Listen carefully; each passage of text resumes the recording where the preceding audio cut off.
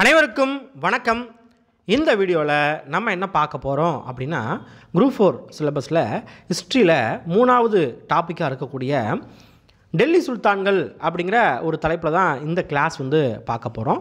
இந்த டெல்லி சுல்தான்கள் தலைப்பை பொறுத்த வரைக்கும் எங்கெல்லாம் ஸ்கூல் புத்தகத்தில் இருக்குது அப்படின்னு கேட்டால், 7ஆம் வகுப்பு சமூக அறிவியல் வரலாறு வந்து இருக்குது. 11ஆம் வகுப்பு வரலாறில் அரேபிய துருக்கியர் வருகை அப்படிங்கிற ஒரு தலைப்பில் வந்து கொடுத்துருப்பாங்க. இந்த பாடம் பொறுத்த வரைக்கும் 2 கிளாஸாக நம்ம வந்து பார்க்க போகிறோம். ஒன்று வந்து பார்த்திங்க அப்படின்னா சுல்தான்கள், இன்னொன்று சுல்தான்களோட நிர்வாகம், கலை, கட்டிடக்கலை, இதை பற்றிலாம் வந்து பார்ப்போம். இலக்கியம், இதை பற்றிலாம் வந்து பார்ப்போம். சரியா? இந்த பாடம் பொறுத்த வரைக்கும் முதல்ல படிக்கிறப்ப கொஞ்சம் கஷ்டமாக தான் இருக்கும். ஆனால் நீங்கள் திரும்ப திரும்ப படிக்கிறீங்க, திரும்ப படித்து கதையாக வந்து மைண்டில் வந்து ஏற்றுனீங்க அப்படின்னா கண்டிப்பாக எக்ஸாமில் கேள்வி வைக்கிறப்ப உங்களுக்கு வந்து ஆன்சர் பண்ணுறதுக்கு முடியும். சரியா? ஸோ இந்த கிளாஸை கடைசி வரைக்கும் பாருங்கள். கண்டிப்பாக ஒரு படம் பார்த்த ஃபீல் வந்து கிடைக்கும். நான் வந்து கதையாகவே சொல்லிடுறேன். சரியா? அரேபிய துருக்கி, சரி ஓகே, நம்ம வந்து கிளாஸ்க்குள்ளே வந்து போயிடலாம். அரேபிய துருக்கியர் வருகை.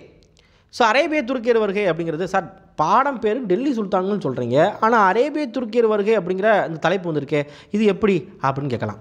என்ன அப்படின்னா, இந்த டெல்லி சுல்தான்கள் வேறு யாரும் கிடையாது, அரேபியா துருக்கியிலேருந்து வந்தவங்க தான். அரேபியா துருக்கி இப்போலேருந்து வந்தவங்க தான். அதனால தான் அரேபிய துருக்கி வருகை அப்படின்னு சொல்கிறாங்க. டெல்லி சுல்தான்கள் நம்ம இந்தியாவை ரூல் பண்ணுறதுக்கு முன்னால் வந்து பார்த்திங்க அப்படின்னா ஒரு சில பேர் நம்ம இந்தியா மேலே படையெடுத்து வந்து நிறையா செல்வங்களை கொள்ளையடிச்சிட்டு போனாங்க. அவங்கள பற்றி ஃபஸ்ட்டு வந்து பார்த்துருவோம். சரியா? ஓகே. 13ஆம் நூற்றாண்டுலேருந்து 16ஆம் நூற்றாண்டு வரையிலான காலத்தில் இஸ்லாமிய அரசு நிறுவப்பட்டிருக்குது. எங்கே நிறுவப்பட்டது? நம்ம இந்தியாவில் நிறுவப்பட்டது. ஆக்சுவலாக டெல்லி சுல்தான்கள் முழுக்க முழுக்க இஸ்லாமியர்கள். அதுக்கப்புறம் டெல்லி சுல்தானுக்கு அப்புறம் வந்த முகலாயர்கள் இஸ்லாமியர்கள். அதனால தான் 13லேருந்து 16 வரைக்கும் அப்படின்னு சொல்கிறாங்க. ஆக்சுவலாக அரேபியர் எப்படி நம்ம இந்தியாவுக்குள்ளே வந்து வந்தாங்க அப்படின்னா, இந்த இஸ்லாமிய அரசு உருவாகிறதுக்கு முன்னாலேயே கடல் வாணிகத்தில் அரேபியர் வந்து நம்ம இந்தியாவுக்கு கடல் வாணிகத்தில் ஈடுபட்டுருக்காங்க. அப்போ நம்ம இந்தியாவில் மலபார் பெண்களை அவங்க கல்யாணம் முடிச்சிருக்கிறாங்க. அந்த மாதிரி கல்யாணம் முடித்த ஆட்கள் இருப்பாங்களே, நம்ம வந்து நம்ம வீட்டு பெண்களை ஒருத்தர் கல்யாணம் முடிச்சா நம்ம மாப்பிள்ளை தான் சொல்லுவோம். ஸோ என்ன சொல்கிறாங்க அப்படின்னா, அந்த நபர்களை மாப்பிள்ளை அப்படின்னு சொல்கிறாங்க, இங்கேயே தங்கினவங்கள. சரியா? ஓகே. இப்போ நம்ம யாரெல்லாம் நம்ம இந்தியா மேலே படையெடுத்து வந்திருக்கா அப்படின்னு சொல்லி பார்ப்போம். டெல்லி சுல்தான்களுக்கு முன்னால் யாரெல்லாம் இந்தியாவுக்கு வந்து படையெடுத்து வந்திருக்காங்க, இந்தியாவில் ஏராளமான செல்வ குவியல்களோட எங்கெங்கே போயிருக்காங்க அப்படிங்கிறத பார்த்துடலாம். இந்தியா அப்படிங்கிறது செல்வ வளம் செழித்த ஒரு நாடாக வந்து இருந்துச்சு அந்த காலகட்டத்தில். சரியா? அதனால தான் இந்தியா மேலே போட்டி போட்டு படையெடுத்து வந்து வந்தாங்க. ஃபஸ்ட்டு சிந்து மீது தான் படையெடுத்து வராங்க. சிந்து பகுதி. சரியா? ஈராக்கில் அரபு ஆளுநர் ஒருத்தர் இருக்கார். அவர் பேர் ஹஜ்ஜஜ் பின் யூசுப் அப்படிங்கிற ஒரு நபர்.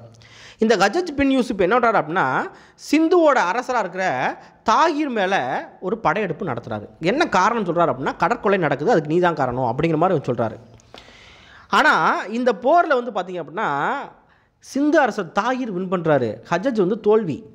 இது வந்து அவருக்கு வந்து ஒரு அவமானமாக வந்து இருக்குது. அதனால் என்ன பண்ணுறாரு அப்படின்னா, இந்த ஹஜ்ஜஜ் கலிஃபா அப்படின்னு சொல்லுவாங்க. கலிஃபா அப்படின்னா அந்த முஸ்லீம் மதகுருமார் இருப்பாங்க இல்லையா, அவங்கள தான் கலிஃபான்னு சொல்லுவாங்க.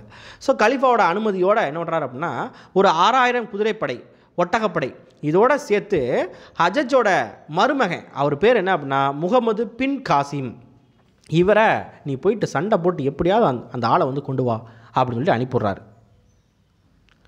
இவரும் ஒரு திறமையான ஒரு நபர் தான், இந்த முகமது பின் காசிம். இந்த முகமது பின் காசிம் வந்தவொடனே என்ன பண்ணுறாரு அப்படின்னா, பிராமணாபாத் அப்படிங்கிற ஒரு பிளேஸ், பிராமணர்கள் இருக்கிற பகுதி பிராமணாபாத். இந்த பிராமணாபாத்தை தாகிட்டிருந்து, சிந்து அரசர் தாகிட்டிருந்து என்ன பண்ணுறாரு அப்படின்னா அடித்து பிடுங்கிறாரு. பிடுங்கினதுக்கப்புறம் ரோஹிரி அப்படிங்கிற ஒரு பகுதியில் தாகிரை கொலை பண்ணிடுறாரு. அப்போ இவர் தான் வந்து நம்ம இந்தியாவில் படையெடுத்த முதல் முஸ்லீம் மன்னர் அப்படின்னு சொல்லலாம். இதுக்கு மேலே கொஸ்டினை வந்து கேட்டிருக்காங்க, இந்தியாவின் மீது படையெடுத்த முதல் முஸ்லீம் மன்னர் யார் அப்படின்னு சொல்லிட்டு முகமது பின் காசிம் அப்படிங்கிறது. இதுக்கப்புறம் தாகிரை கொன்னாச்சு. அதுக்கப்புறம் அதோட விடலை, என்ன பண்ணுறாங்க அப்படின்னா, தேபல் அப்படிங்கிற ஒரு துறைமுகம் வந்து இருக்குது. தேபல் அப்படிங்கிற ஒரு துறைமுகம், அந்த துறைமுகத்தை 3 நாள் என்ன பண்ணுறாங்க அப்படின்னா கொள்ளையடிக்கிறாங்க. அப்போ எந்த அளவுக்கு செல்வ வளங்கள் நம்ம இந்தியாவில் இருந்திருக்குன்னு பார்த்துக்கோங்க. கொள்ளையடிச்சதில் 5ல் 1 பங்கை கலிபாவுக்கு அனுப்பிட்டு மிச்சத்தை வந்து பார்த்திங்க அப்படின்னா படை வீரர்களுக்கு பிடிச்சு கொடுத்துட்டாரு. யார்? இந்த முகமது பின் காசிம். சரியா? இப்போ ஒரு நபர் நம்ம வந்து பார்த்துருக்கோம், அதாவது ஹஜ்ஜஜ் பின் யூசுப் வந்து வராரு, அவர் தன்னோட மருமகன், அவர் பேர் என்னது, முகமது பின் காசிமை அனுப்பிவிட்டார். சரியா? இப்போ முகமது பின் காசிமை பார்த்துட்டோம். இதே மாதிரி வேறு யாரெல்லாம் வந்தாங்க அப்படின்னு கேட்டால், இந்தியாவில் நம்ம இந்தியா மேலே நிறையா முறை படையெடுத்து வந்த கஜினி மாமூது அவரை பற்றி தான் பார்க்க போகிறோம். ஆக்சுவலாக சின்ன வயசில் உங்களுக்கு வந்து சொல்லி கொடுத்துருப்பாங்க. கஜினி மாமூது நம்ம இந்தியா மேலே 17 முறை படையெடுத்து வந்திருக்காரு, படையெடுத்து வந்து தோத்துட்டு போனார் அப்படின்னு சொல்லி கொடுத்துருப்பாங்க. ஆக்சுவலாக 17 முறை இந்தியா மேலே படையெடுத்து வந்திருக்காரு. ஆனால் 17 முறையும் நம்ம இந்தியாவில் பல செல்வ வளங்களை கொள்ளையடிச்சு போயிருக்காரு. சரி, அவரை பற்றி நம்ம வந்து பார்க்கலாம். கஜினி மாமூது பொறுத்த வரைக்கும் சபுக்தஜின் அப்படிங்கிற ஒருத்தரோட பையன் தான் கஜினி மாமூது. ஒன்றும் இல்லைப்பா, கஜினி அப்படிங்கிறது ஒரு பிளேஸ்ப்பா. கஜினியோட மாமூது தான் கஜினி மாமூது அப்படின்னு சொல்லுவாங்க. சரியா? ஓகேவா? ஓகே. இவர் இந்த சபுக்தஜின் என்ன பண்ணுறாரு அப்படின்னா, சபுக்தஜின் யார்? கஜினி மாமூதோட அப்பா.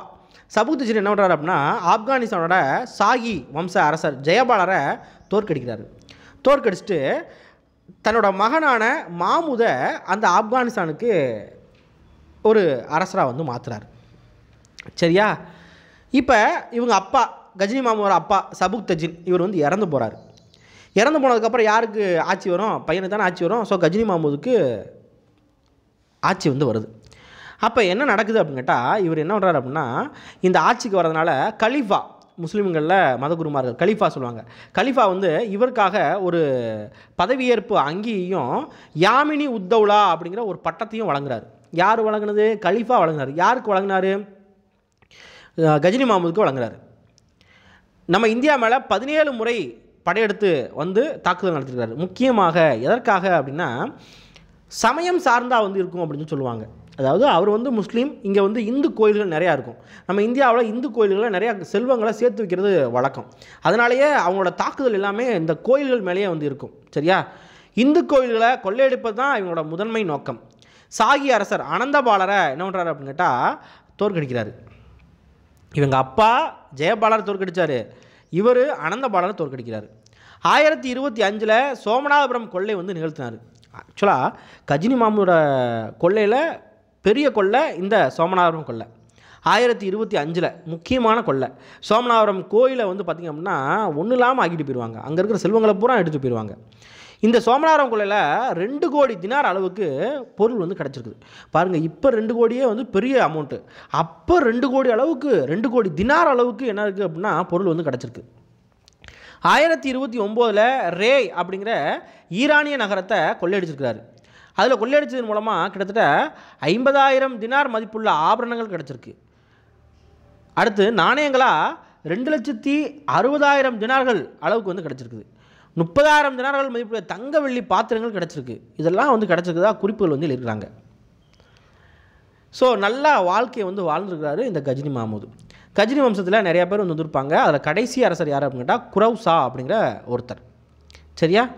அடுத்ததாக நம்ம இந்தியா மேலே படையெடுத்து வந்த மிக முக்கியமான நபர், இதுக்கு முன்னால் 2 பேர் பார்த்தோம் இல்லையா, முகமது பின் காசிமும் கஜினி மாமூதும். இவங்கெல்லாம் நம்ம இந்தியாவில் வந்து ரூல் பண்ணலை. அவங்க இங்கேருந்து கொள்ளையடிச்சிட்டு கிளம்பிடுவாங்க, அவங்க நாட்டுக்கு வந்து கிளம்பிடுவாங்க. அப்படி வந்த அரசர்களில் நம்ம இந்தியாவில் ஒரு பெரிய தாக்கத்தை ஏற்படுத்தினது யார் அப்படின்னு கேட்டால் இந்த கோரி முகமது. ஸோ கோரியோட முகமது, கோரி அப்படிங்கிறது ஒரு பிளேஸ்ப்பா. சரியா? அல்லது முகமது கோரி அப்படின்னு சொல்லுவாங்க. 1186 கோரியோட அரசர் மொய்சுதீன், அவரோட பேர் என்னது? மொய்சுதீன் முகமது அப்படிங்கிற கோரி முகமது பஞ்சாப் மேலே படையெடுக்கிறார். நம்ம இந்தியாவில் பஞ்சாப் மேலே படையெடுக்கிறாரு. படையெடுத்து லாகூரை வின் பண்ணிடுறார். அடுத்ததாக நவீன பஞ்சாப், சிந்து, ஹரியானா இந்த மாகாணங்களில் காவல் அரண்களை அமைக்கிறார், யாரும் வரக்கூடாது அப்படிங்கிறதுக்காக. 1175 முதல்லையே வந்து முல்தானை கைப்பற்றார். நிறையா நம்ம சைடு வர்றப்ப நிறையா வின் பண்ணிட்டு வராரு. ஆனால் குஜராத்தில் சாளுக்கியர் என்ன பண்ணுறாங்க அப்படின்னா 1179 அபுமலை அப்படிங்கிற ஒரு பகுதியில் கோரி முகமது என்ன பண்ணுறாங்க அப்படின்னா தோற்கடிக்கிறாங்க. சரியா? இவர் சும்மா இல்லை, அடுத்தடுத்து ஏதாவது ஒன்று வேலையை பார்த்துட்டே இருப்பார். இவர் என்ன பண்ணுறாரு அப்படின்னா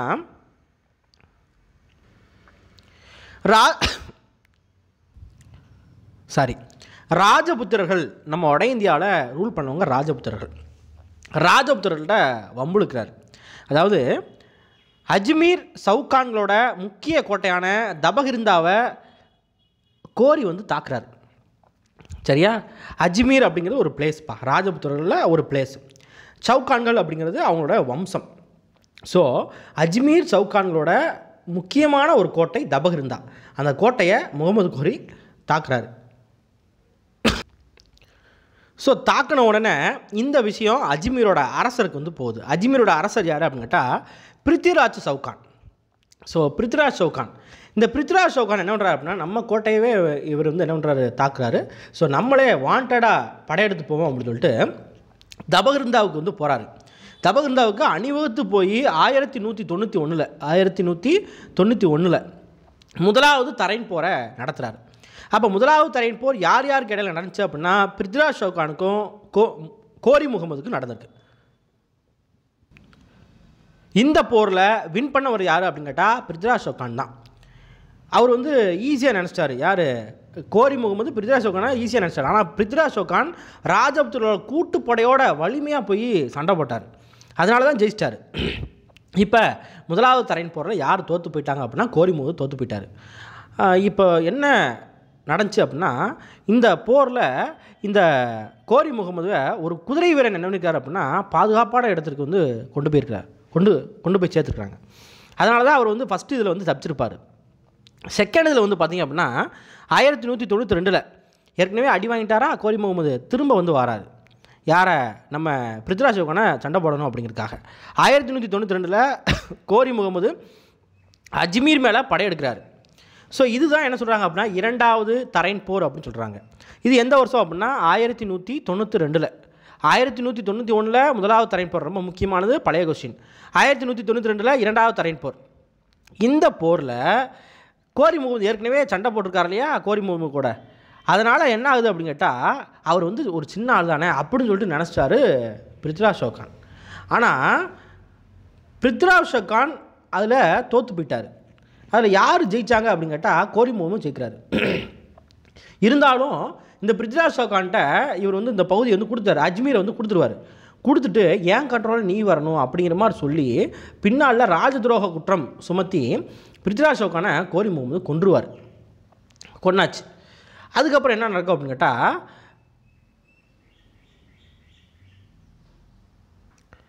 இந்த கோரி முகமது பொறுத்த வரைக்கும் இந்தியாவில் நம்ம கொள்ளையடிச்சுட்டு நம்ம நாட்டுக்கு போகணும், அதுதான் அவரோட வழக்கம்.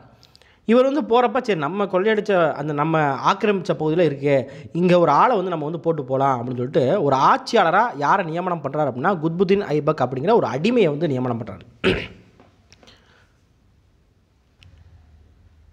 நியமனம் பண்ணிவிட்டு இவர் என்ன பண்ணுறாரு அப்படின்னா கன்னௌஜ் அப்படிங்கிற ஒரு பகுதி, இதுவும் நம்ம இந்திய பகுதி, ராஜபுத்திர பகுதி. கன்னௌஜோட அரசர் ஜெயச்சந்திரனை தோற்கடிக்கிறார்.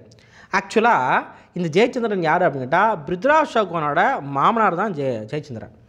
இந்த பிருத்திவிராஜ் சவுகான் ஜெயச்சந்திரனோட மகளை தூக்கிட்டு போயிடுவார். சரியா, தூக்கிட்டு போயிடுவார் மீன்ஸ் என்ன அப்படின்னா காதல் பண்ணிவிட்டு கடத்தி கொண்டு போயிடுவார், கல்யாணம் பண்ணிடுவார். ஸோ அதனால் ஜெயச்சந்திரன் வந்து ஹெல்ப் பண்ண மாட்டார், யாருக்கு பிருத்திவிராஜ் சவுகானுக்குலாம் ஹெல்ப் பண்ண மாட்டார். ஸோ இந்த ஜெயச்சந்திரனையும் தோற்கடிச்சிட்டு இவர் வந்து திரும்புகிறப்ப என்ன நடக்குது அப்படின்னு கேட்டால் சிந்து நதிக்கரையில் அடையாளம் தெரியறதால கொல்லப்படுறாரு. யார் கொல்லப்படுறா அப்படின்னு கேட்டால் கோரி முகமது கொல்லப்படுறாரு. அப்போ ஏற்கனவே குத்புதீன் ஐபக்கை என்ன பண்ணிட்டார் அப்படின்னா ஆட்சியாளராக நியமனம் பண்ணிட்டார். இப்போ தலைவர் கிடையாது, கோரி முகமது இல்லை. அப்போ யார் வந்து ஆட்சி பண்ணுவா? குத்புதீன் ஐபக் தானே ஆட்சி பண்ணுவார். குத்புதீன் ஐபக் என்ன பண்ணுறாரு அப்படின்னா குத்புதீன் ஐபக் ஒரு அடிமை. ஸோ இவர் இந்தியாவில் முதல் முறையாக அடிமை வம்சத்தை தொடங்கி வைக்கிறாரு. ஸோ இதிலிருந்து தான் நம்ம டெல்லி சுல்தான்களே வந்து ஆரம்பிக்கும். ஸோ இந்த டெல்லி சுல்தான்களில் கிட்டத்தட்ட 5 வம்சம் நம்ம இந்தியாவை ரூல் பண்ணிட்டுறாங்க. இவங்களோட காலம் என்ன அப்படின்னா 1206 1526 வரைக்கும் கிட்டத்தட்ட ஒரு 300 வருடங்கள் என்ன பண்ணியிருக்காங்க அப்படின்னா ரூல் பண்ணிக்கிறாங்க. 5 வம்சம் என்னென்ன அப்படின்ட்டா அடிமை வம்சம், கில்ஜி வம்சம், துக்ளக் வம்சம், சையது வம்சம், லோடி வம்சம். ஆக்சுவலாக சார் இந்த 5 வம்சம் படிக்கணுமா அப்படின்னு கேட்டால் கண்டிப்பாக வரிசையாக தெரிஞ்சுருக்கணும். ஏன்னா நம்மளுக்கு மாற்றி கொடுத்து வரிசையாக எழுதுக அப்படின்னு சொல்லி கேட்பாங்க. அடித்து கிழிச்சு துவைச்சி சைக்கிளில் ஓடு, சரியா, மைண்டில் வச்சுக்கோங்க. அடித்து கிழிச்சு துவைச்சி, சரியா, சைக்கிளில் ஓடு. அடித்து அடிமை, கிழிச்சு கில்ஜி, துவைச்சி துக்ளக், சைக்கிளில் சையது, ஓடு லோடு, சைக்கிள் ஓடு அப்படின்னு சொல்லி சொல்லணும், லோடி. ஸோ 5 வம்சம், சரியா. இப்போ வந்து பாருங்கள் இந்த அடிமை வம்சத்துக்கு இன்னொரு பேர் இருக்குது, என்ன அப்படின்ட்டா மம்லக் அப்படின்னு சொல்லுவாங்க. இந்த காலம் வந்து பார்த்திங்க அப்படின்னா 1200 1290 வரைக்கும், 1206 1290 வரைக்கும். கில்ஜி பொறுத்த வரைக்கும் 1290 1320 வரைக்கும். துக்ளக் பொறுத்த வரைக்கும் 1320 1414 வரைக்கும். சையதை பொறுத்த வரைக்கும் 1414 1451 வரைக்கும். லோடியை பொறுத்த வரைக்கும் 1451 1526 வரைக்கும். ஸோ இந்த 5 வம்சம் தான் நம்ம இந்தியாவை டெல்லி சுல்தான்கள் பீரியடில் ரூல் பண்ணியிருக்காங்க. ஓகே, இந்த இதில் அதிகமாக ரூல் பண்ணவங்க யார், கம்மியாக ரூல் பண்ணவங்க யார் அப்படின்னு சொல்லி தெரிஞ்சுக்கோங்க. கம்மியான காலம் ரூல் பண்ணவங்க யார் அப்படின்னு கேட்டால் கில்ஜி வம்சம். அதிகமான காலம் அப்படின்னு கேட்டால் துக்ளக் வம்சம். துக்ளக் வம்சம் தான் அதிகமான காலம் வந்து என்ன பண்ணியிருக்காங்க, ரூல் பண்ணியிருக்காங்க. சரி, நம்ம இப்போ வந்து பாடத்தில் வந்து போயிடலாம். ஃபஸ்ட்டு வம்சம் என்ன அப்படின்னு கேட்டால் அடிமை வம்சம். ஸோ அடிமை வம்சம் பொறுத்த வரைக்கும் மம்லக் வம்சம் அப்படின்னு சொல்கிறாங்க இல்லையா. மம்லக் அப்படின்னா ஒரு அடிமை அல்லது உடைமை அப்படின்னு சொல்லி பொருள். யார் இந்த அடிமை வம்சத்தை உருவாக்குனா? குத்புதீன் ஐபக். நம்ம ஏற்கனவே பார்த்தோமா, கோரி முகமது ஒரு ஆட்சியாளராக ஒருத்தரை நியமனம் பண்ணுவார், அவர் தான் குத்புதீன் ஐபக். குத்புதீன் ஐபக்கோட காலம் என்ன அப்படின்னு கேட்டால் 1206 1210 வரைக்கும். கிட்டத்தட்ட ஒரு 4 வருஷம் தான் என்ன பண்ணியிருப்பார் அப்படின்னா ஆட்சி பண்ணியிருப்பார். இந்த குத்புதீன் ஐபக் பொறுத்த வரைக்கும் இவர் வந்து ஒரு துருக்கிய அடிமை. சரியா, இவர் என்ன அடிமை? துருக்கிய அடிமை. முகமது கோரியால் விலைக்கு வாங்கப்பட்டு பின்னால் ஆளுநராக மாறியிருக்காங்க. இவங்கெல்லாம் இந்த அடிமைகள்லேயே மேல்தட்டு அடிமைகள் அப்படின்னு சொல்லுவாங்க. சரியா, டெல்லி சுல்தான்கள் பொறுத்த வரைக்கும் எல்லாமே மேல்தட்டு அடிமைகள். மேல்தட்டு அடிமை அப்படின்னா பண்டகன் அப்படின்னு சொல்லுவாங்க. சரியா, மேல்தட்டு அடிமை கீழ்த்தட்டு அடிமைன்னு சொல்லிருக்கு. மேல்தட்டு அடிமை தான் ஆளுநராக பெரிய பெரிய அதிகாரியாக வந்து இருப்பாங்க. சரியா, அந்த மாதிரி ஒரு மேல்தட்டு அடிமை தான் இந்த குத்புதீன் ஐபக் அப்படிங்கிறவர். சரி, முகமது கோரி இறந்ததுக்கப்புறம் ஆள் இல்லை. ஸோ இவரே வந்து என்ன பண்ணுறாரு அப்படின்னா அடிமை வம்சத்தை உருவாக்குறாரு. இவர் ஸ்டார்டிங்கில் லாகூரை தலைநகராக வச்சு தான் ஆட்சி பண்ணியிருப்பார். பின்னால் தலைநகரை எங்கே மாற்றுறாரு அப்படின்னா டெல்லிக்கு வந்து மாற்றுறாரு. அதேமாதிரி இவரோட பட்டப்பேர் என்ன அப்படின்னா லக்பாக் ஷா அப்படின்னு சொல்லுவாங்க. இதெல்லாம் புத்தகத்தில் கிடையாது, ஆனால் பழைய கேள்வி. லக்பாக் ஷா. லக்பாக் ஷா அப்படின்னா லட்சங்களை கொடையாக கொடுப்பவர், நல்ல கருணை உள்ளம் கொண்டவர் இந்த குத்புதீன் ஐபக். சரியா, அதே மாதிரி பீகாரையும் வங்கத்தையும், அதாவது கங்கை சமோலி பகுதி, இந்த பீகார் ப்ளஸ் வங்காளம் இந்த பகுதியை கைப்பற்றுறதுக்கு முகமது பின் பக்தியார் கில்ஜி அப்படிங்கிற ஒருத்தர் வந்து ஹெல்ப் பண்ணியிருக்காரு. யாருக்கு ஹெல்ப் பண்ணியிருக்காங்க? இந்த குத்புதீன் ஐபக் ஹெல்ப் பண்ணியிருக்காரு. இவரும் அடிமை வம்சத்தை சார்ந்தவர் தான், முகமது பின் பக்தியார் கில்ஜி. இவர் ஒரு 2 மசூதி வந்து கட்டியிருப்பார்ப்பா. என்னென்ன மசூதி அப்படின்னா குவத் உல் இஸ்லாம் அப்படிங்கிற ஒரு மசூதி. எங்கே அப்படின்னா டெல்லியில் கட்டியிருக்கிறாரு. அதே மாதிரி அதாய் தின்க ஜோன் பிரா அப்படிங்கிற ஒரு மசூதியை அஜ்மீரில் கட்டியிருக்கிறாரு. அடுத்து ரொம்ப முக்கியமானது, குதுப் மினாரை கட்ட ஆரம்பித்தவர் இவர் தான், ஆனால் கட்டி முடிக்கலை. சரியா, குதுப் மினாருக்கு அடிக்கல் மட்டும் நாட்டியிருப்பார். குதுப் மினார் கட்ட தொடங்கியதுக்கான காரணம் என்ன அப்படின்னா சூஃபி இயக்கத்தைச் சேர்ந்த ஒரு குரு குவாஜா குத்புதீன் பக்தியார், அவர் மேலே ஒரு பேரன்பு காரணமாகத்தான் இந்த விஷயத்தையே வந்து பண்ணுவார். அடுத்து இவர் தான் இந்தியாவில் ஜிஸ்யா வரி அப்படிங்கிற ஒரு வரியை வந்து அறிமுகம் பண்ணார். ஜிஸ்யா வரி அப்படிங்கிறது என்ன அப்படின்னு கேட்டால் முஸ்லீம் அல்லாத மக்கள் கட்டுற வரி தான் ஜிஸ்யா வரி அப்படிங்கிறது. முஸ்லீம் மக்கள் கட்ட தேவையில்லை, முஸ்லீம் அல்லாத மக்கள் கட்டுறது. இவ்வளோ விஷயங்கள் பண்ண குத்புதீன் ஐபக் 1210 லாகூரில் வந்து பார்த்திங்க அப்படின்னா குதிரை போலோ அப்படின்னு சொல்லக்கூடிய சவுகான் விளையாட்டின் போது ஒரு கீழே விழுந்து இறந்து போயிட்டார். சரியா, ரைட். இப்போ நம்ம யாரை பார்த்துட்டோம் அப்படின்னா குத்புதீன் ஐபக்கை வந்து நம்ம வந்து பார்த்துட்டோம்.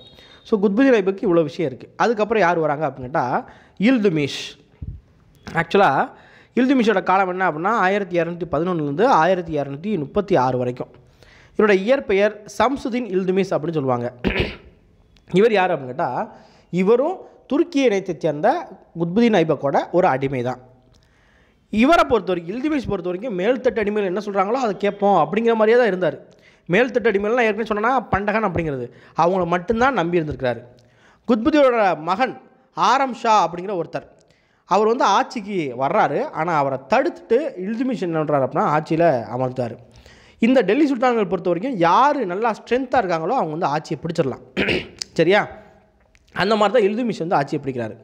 அதே மாதிரி இவரோட ஆட்சி காலத்தில் குவாலியர், ராந்தம்பூர், அஜ்மீர், ஜலோர் இந்த இடங்களில் ராஜபுத்திரர்களுக்கு இடையில வந்து பார்த்திங்கன்னா சண்டை வந்து நடக்குது. அந்த சண்டையை இவர் வந்து தீர்த்து வைக்கிறார். லாகூர்லேயும் முல்தான்லேயும் நசுருதீன் குபச்சா அப்படிங்கிற ஒருத்தரோட படைகளை வின் பண்ணுறாரு. செங்கிஸ்கானுக்கும் மத்திய ஆசியாவோட கவராஸ்மி ஷா ஜலாலுதீன் அப்படிங்கிற ஒருத்தருக்கும் இடையில சண்டை வந்து நடக்குது. அப்போ இந்த கவராஸ்மி இருக்கார் இல்லையா, இவர் வந்து இல்துமிஷ்ட வராரு, நீங்கள் எனக்கு ஹெல்ப் பண்ணுங்கள், ஹெல்ப் பண்ணால் நம்ம வந்து செங்கிஸ்கானை வந்து என்ன பண்ணலாம், எதுக்கலாம் அப்படின்னு சொல்லி கேட்பார். ஆனால் இவருக்கு நல்லாவே தெரியும் செங்கிஸ்கான்கிட்ட போனோம் அப்படின்னா நம்மளை பிச்சிருவாங்க, ஸோ நம்ம வந்து போகக்கூடாது அப்படின்னு சொல்லிட்டு இந்த கவாரிஸ்மி ஷா ஜலாலுதீனுக்கு ஆதரவு கொடுக்கவே மாட்டார். அப்படி கொடுத்துருந்தால் அப்படின்னா இந்தியா பெரும் விளைவுகளை சந்திச்சிருக்கோம் அப்படின்னு சொல்லி சொல்லுவாங்க.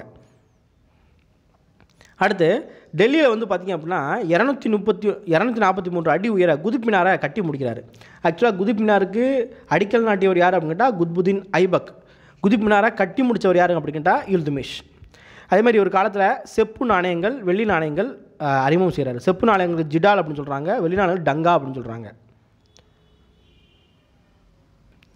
டெல்லி சுல்தானியத்தை உண்மையிலேயே நிறுவனவர் இவர் தான் அப்படின்னு சொல்கிறாங்க. ஆக்சுவலாக யார் நிறுவனா, குத்புதீன் ஐபக் தானே நிறுவனார், ஆனால் உண்மையில் நிறுவியவர் இவர் அப்படின்னு சொல்லிட்டு சொல்கிறாங்க. சரியா, அந்த அளவுக்கு வந்து நிறையா விஷயங்கள் வந்து பண்ணியிருப்பாங்க அப்படின்னு சொல்கிறாங்க.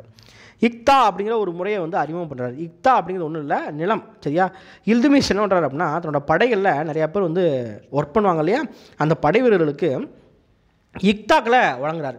இக்தா அப்படின்னா என்னது அப்படின்னா நிலம். எதுக்காக, படை வீரர்கள் வேலை பார்த்ததுக்காக கொடுக்கக்கூடிய நிலம். இந்த நிலத்தை வாங்கினவர் இக்தாதார் அப்படின்னு சொல்லுவாங்க. இக்தாதார் இல்லைன்னா முக்தி அப்படின்னு சொல்கிறாங்க. அதுதான் இக்தா முறை அப்படிங்கிறது. சரியா, அடுத்து 40 குழு அப்படிங்கிற ஒரு குழு வந்து உருவாக்குறாரு. அதாவது தனக்கு ஆட்சியில் ஹெல்ப் பண்ணுறதுக்காக ஒரு 40 ஆளுநர்களை கொண்ட ஒரு குழு தான் 40 குழு அப்படிங்கிறது. இதுக்கு சாஹல்கானி முறை அப்படின்னு சொல்லுவாங்க, அப்படி இல்லைன்னா சலிசா முறை அப்படின்னு சொல்லுவாங்க. 40 குழுவை உருவாக்கியவர் யார் அப்படின்னு கேட்டால் இல்துமிஷ். அடுத்து தபகத் இ நஸ்ரி அப்படிங்கிற ஒரு நூலை எழுதின மின்ஹஜ் உஸ் ஜிராஜ் அப்படிங்கிற ஒருத்தர் வந்து இவர் வந்து என்ன பண்ணியிருக்காரு அப்படின்னா ஆதரிச்சிருக்கிறாரு. சரியா, ஓகே. இப்போ இல்துமிஷ் போயாச்சு. இல்துமிஷோட மகன் ருக்னுதீன் வராரு. ருக்னுதீன் என்ன அப்படின்னா 1236 இவரோட காலகட்டம். இல்துமிஷோட மகன் ருக்னுதீன் வந்து பார்த்திங்க அப்படின்னா இறந்து போகிறாரு. இறந்து போன உடனே இல்துமிஷ் வாரிசா அவரோட மகள் ரஷ்யாவை வந்து சுல்தானாக அறிவிக்கிறார். ஆக்சுவலாக இது 7th ஒரு மாதிரி இருக்கும், 11th ஒரு மாதிரி இருக்கும். 7th வந்து இந்த விஷயம் கொடுத்துருப்பாங்க. 11th வந்து பார்த்திங்கன்னா ரஷ்யா தான் வந்து ருக்னுதீனை பதவி விட்டு இறக்கிட்டு அவங்களே வந்தாங்க அப்படிங்கிற மாதிரி சொல்லியிருப்பாங்க. சரியா, சரி. டெல்லி சுல்தான்களில் முதல் பெண்ணரசி இவங்க தான், ரஷ்யா சுல்தானா. 1236 1240 வரைக்கும். சரியா, முதல் பெண் சுல்தான், முதல் முஸ்லீம் அரசி அப்படின்னு கூட சொல்லலாம் இந்தியாவில். சரி, இந்த ரஷ்யா சுல்தானா பற்றி மொராக்கா நாட்டு பயணி இபின் பதுதா என்ன சொல்லியிருக்காரு அப்படின்னா, குதிரை மீது ஆண்கள் சவாரி செய்வதை போன்ற கையில் வில் அம்புடன் அரச பரிவாரங்கள் சூழ ரஷ்யாவும் சவாரி செய்தார் அப்படின்னு சொல்கிறாங்க. அதாவது ஆண்கள் மாதிரியே இவங்களும் வந்து இருக்காங்க அப்படின்னு சொல்லி சொல்கிறாங்க. இவங்க பொறுத்த வரைக்கும் என்ன அப்படின்னு கேட்டால், ஆக்சுவலாக எல்லாருமே வந்து ஆண்களாக வந்து இருப்பாங்க. முதல் டைமாக ஒரு பெண் வந்து ஒரு சுல்தானாக வர்றாங்க அப்படின்னா யார் ஏற்றுக்க மாட்டாங்க இல்லையா, ஸோ ஏற்றுக்கலை. அதுவும் இல்லாமல் இவங்க என்ன பண்ணுறாங்க அப்படின்னா, இந்த ரஷ்யா சுல்தானா ஜலாலுதீன் யாகூத் அப்படிங்கிற ஒரு அபிசீனிய அடிமையை குதிரை லாய பணித்துறை தலைவராக நியமனம் பண்ணுறாரு. ஆக்சுவலாக நம்ம அடிமையிலே வந்து பார்த்திங்க அப்படின்னா மேல்தட்டு அடிமை கீழ்த்தட்டு அடிமைன்னு சொன்னோமா, இவர் வந்து பார்த்திங்கன்னா கீழ்த்தட்டு அடிமை. யார், இந்த ஜலாலுதீன் யாகூத் வந்து கீழ்த்தட்டு அடிமை. எதுக்காக கீழ்த்தட்டு அடிமையை நீங்கள் வந்து பெரிய பதவியில் வந்து உட்கார வைக்கிறீங்க அப்படின்னு சொல்லிட்டு அவங்களுக்கு கீழே உள்ள அந்த 40 குழு இருப்பாங்க இல்லையா, அவங்க சச்சரவு பண்ணுறாங்க, சண்டை போடுறாங்க. ஆனால் என்ன விஷயம் அப்படின்னு கேட்டால், இந்த ரஷ்யா சுல்தானாவும் ஜலாலுதீன் யாகூத்தும்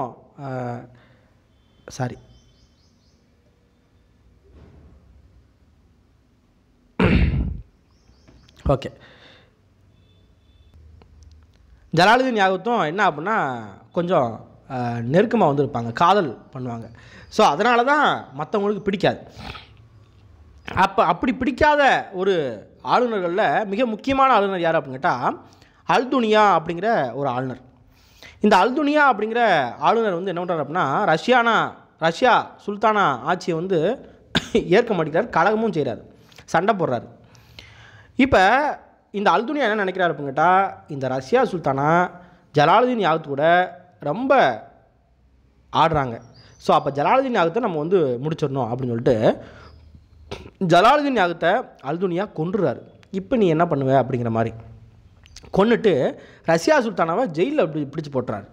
சரியா, இப்போ ரஷ்யா சுல்தானாவுக்கு வேறு வழியே வந்து கிடையாது. ரஷ்யா சுல்தானா என்ன பண்ணுறாங்க அப்படின்னு கேட்டால், இப்போ என்ன பண்ணலாம், நாடை நம்ம வந்து வாங்கணும் அப்படின்னு சொல்லிட்டு ரஷ்யா சுல்தானா அல்துனியாவை கல்யாணம் முடிச்சுருவாங்க. சரியா? ஆனால் இந்த அல்துனியா என்ன ஒரு தெரியுமா, கொஞ்சம் நாள் கழித்து 1240 ஹரியானா பக்கத்தில் வா சண்டைக்கு போவோம் அப்படிங்கிற கூட்டு போய் இந்த ரஷ்யா சுல்தானாவை கொன்றுவார். அது காரணம் அல்துனியா அப்படிங்கிற மாதிரி சொல்லுவாங்க. சரியா? சரி, இந்த ரஷ்யாவுக்கு பின்னால் யாரெல்லாம் ஆட்சி பண்ணுறாங்க அப்படின்னா பாரம் ஷா அப்படிங்கிற ஒருத்தர், மசூத் ஷா அப்படிங்கிற ஒருத்தர், நஸ்ருதீன் மஹாமுது அப்படிங்கிற ஒருத்தர். இந்த 3 பேர் வந்து ஆட்சி பண்ணியிருக்காங்க. இதில் அந்த நஸ்ருதீன் மஹாமுதுவை தர்வேசி சுல்தான் அப்படின்னு சொல்கிறாங்க. சரியா? இவங்க 3 பேருமே அந்தளவுக்கு பெருசாக வந்து ஸ்ட்ரெயின் பண்ணியிருக்க மாட்டாங்க. சரியா? சும்மா சாதாரண அரசரால் தான் இருப்பாங்க. அடுத்து இதுக்கப்புறம் யார் வராங்க அப்படின்னு கேட்டால் கியாசுதீன் பால்பன். ஸோ பால்பன் வராரு 1266 1287 வரைக்கும் இவரோட காலம். இவரோட இயற்பெயர் என்ன அப்படின்னா ஊலுக்கான் அப்படின்னு சொல்லுவாங்க.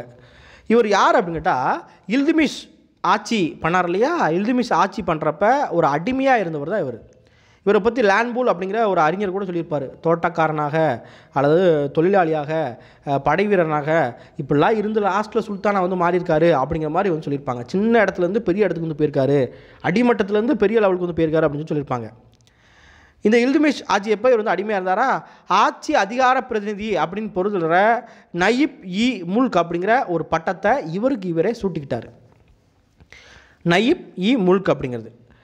அதுக்கப்புறம் 1266 கியாஸ் உத்தீன் பால்பனாக அரியணை ஏறுறாங்க. அவரோட இயற்பெயர் என்னது உலுக்கான். ஆனால் அரியணை ஏறுறப்ப கியாஸ் உத்தீன் பால்பனா என்ன பண்ணுறாரு, அரியணை ஏறுறாரு. இவர் என்ன பண்ணுறாரு அப்படின்னா டெல்லியை சுற்றியும் தோஆப் அப்படிங்கிற ஒரு பிளேஸ்லையும் பால்பனோட தாக்குதல்கள் நிறையா வந்து நல்லா இருந்துச்சு அப்படிங்கிற மாதிரி பாரணி அப்படிங்கிற ஒரு அறிஞர் வந்து குறிப்பிடுறாரு.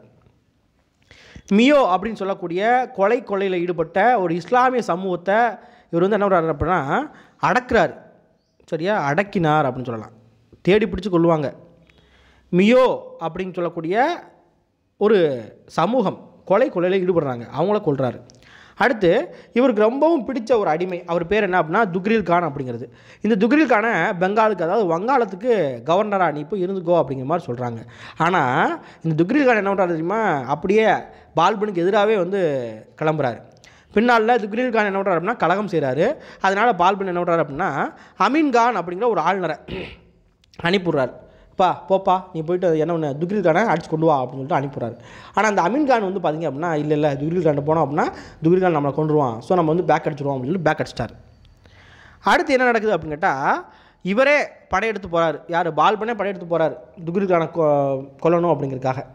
ஸோ போயிட்டு என்ன பண்ண துக்ரில் கான் தப்பிச்சு ஓடுவார். ஆனாலும் பிடிச்சி யாரை கொண்டுருவாங்க, துக்ரில் கானை பால்பன் கொண்டுருவார். இப்போ பெங்காலுக்கு கவர்னர் இல்லை, ஏன்னா துக்ரில் கானை யார் கொண்டுட்டா, நம்ம பால்பன் கொண்டுட்டார். ஸோ பெங்காலோட ஆளுநராக பால்பனோட மகன் புக்ரா கானை என்ன பண்ணுறாங்க அப்படின்னா நியமனம் பண்ணுறாங்க. அதே மாதிரி இந்த பால்பன் பொறுத்த வரைக்கும் செங்கிஸ்கானோட பேரன் என்ன பேர் அப்படின்னா ஹூலுக்கான். சரியா? ஹூலுக்கானோட என்ன பண்ணுறாரு அப்படின்னா நல்லுறவை பேண முயற்சி செய்கிறார். அவங்கள்ட்ட என்ன பண்ணுறாங்க அப்படின்னா நாங்கள் சட்லஜ் அப்படிங்கிறது ஒரு நதி, இந்த சட்லஜுக்கு அப்பால் நாங்கள் வந்து வரமாட்டோம், உங்களை சீண்ட மாட்டோம் அப்படின்னு சொல்லிட்டு வாக்குறுதியெலாம் வந்து வாங்குறாரு. ஆனால் மங்கோலியருக்கும் இவங்களுக்கு இடையில சண்டை வந்து நடக்கும். அந்த மாதிரி ஒரு சண்டையில் இவர் பால்பனோட ஒரு மகன் முகமது கான் அப்படிங்கிற ஒருத்தர் வந்து கொல்லப்படுவார். இதனால் மனசு கஷ்டப்பட்டு பால்பன் 1286 இறந்து போயிடுவார். பால்பன் இறந்ததுக்கப்புறம் புக்ரா கான் இருக்கார் இல்லையா, அதனோட மகன் புக்ரா கான், இன்னொரு மகன், அந்த புக்ரா கான் தனியாக நாடாக வந்து போயிடுவார். புக்ரா கான் எங்கே இருக்கார், பெங்காலில் இருந்தாரா வங்காளத்தில் இருந்தாரா, தனியாக நாடாக வந்து போயிடுவார். ஆனால் டெல்லியை வந்து நான் வந்து ரூல் பண்ணணும் அப்படின்னு நினைக்கல, எனக்கு அது வேண்டாம்டா அப்படிங்கிற மாதிரி வந்து ஒதுங்கிட்டார். அப்போ என்ன நடக்குது அப்படின்னு கேட்டால் நிறைய பேர் போட்டி போட ஆரம்பிச்சிடுவாங்க. அதே மாதிரி இவர் வேறு என்ன பண்ணியிருக்காரு அப்படின்னா 40 குழுவை வந்து ஒழிக்கிறார். யார் ஒழிச்சது? பால்பன் ஒழிச்சார். 40 குழுவை ஆரம்பித்தது யார் அப்படின்னு கேட்டால் இல்துமிஷ், ஒழிச்சவர் யார் அப்படின்னு கேட்டால் பால்பன். பைபோஸ் அப்படிங்கிற வணக்க முறையை நடைமுறைப்படுத்துகிறாரு. பைபோஸ் அப்படிங்கிறது என்ன அப்படின்னா காலை தொட்டு கும்பிடணும், அதாவது சுல்தானோட காலை மற்ற அந்த 40 குழு இருக்காங்க இல்லையா அந்த அதிகாரிகள் தொட்டு கும்பிடணும். ஸோ இவர் ஏன் இந்த மாதிரி முறையை வந்து அறிமுகம் செஞ்சுருப்பார் அப்படின்னா இல்துமிஷ் காலத்தில் இந்த 40 குழு என்னென்னலாம் சேட்டை பண்ணாங்கன்னு தெரியும், ப்ளஸ் ரஷ்யா சுல்தானை கொன்னது இவங்க தான் தெரியும். ஸோ அதனாலேயே என்ன பண்ணுறா அப்படின்னா இந்த 40 குழுவை அடக்கணும், ஒடுக்கணும் அப்படிங்கிறதுக்காக இதை வந்து கொண்டு வரார். அப்படி கொண்டு வந்து 40 குழுவையே இல்லாமல் ஆக்கிடுவார். அடுத்து திவான் இ அர்ஷ் அப்படிங்கிற ஒரு இராணுவத்துறையை வந்து உருவாக்குறாரு. இவர் என்ன பண்ணுறாரு அப்படின்னா கடவுளின் பிரதிநிதி அல்லது நிழல் அப்படின்னு சொல்லிட்டு அவரே அறிவிச்சுக்கிட்டார். சரியா? அடுத்து அதனால தான் இந்த பைபோஸ் வந்து வச்சுருக்கிறாரு. பாரசீகத்தைச் சேர்ந்த ஒரு கவிஞர் அமீர் குஸ்ருவை ஆதரிக்கிறார். அப்போ பால்பன் ஆதரித்த கவிஞர் யார் அப்படின்னா அமீர் குஸ்ரு. ஓகே, இப்போ பால்பன் வந்து நம்ம வந்து பார்த்துட்டோம். பால்பனுக்கு அப்புறம் யார் வராங்க அப்படின்னா கைகுபாத். கைகுபாத் பொறுத்த வரைக்கும் 1287 90 வரைக்கும். இவர் யார் அப்படின்னு கேட்டால் பால்பனோட மகன் கைகுபாத். சரியா?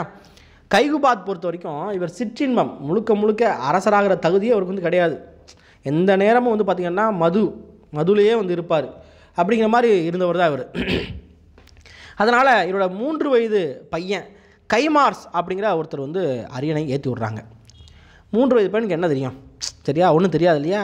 அப்போ இவரோட பேரில் வேறு யாராவது ஆட்சி பண்ணணும். இந்த கைகுபாத் பேர்லேயும் கைமார்ஸ் பேர்லேயும் வேறு யாராவது ஆட்சி பண்ணணும். அப்படி ஆட்சி பண்ணவர் தான் ஜலாலுதீன் கில்ஜி அப்படிங்கிறவர். சரியா?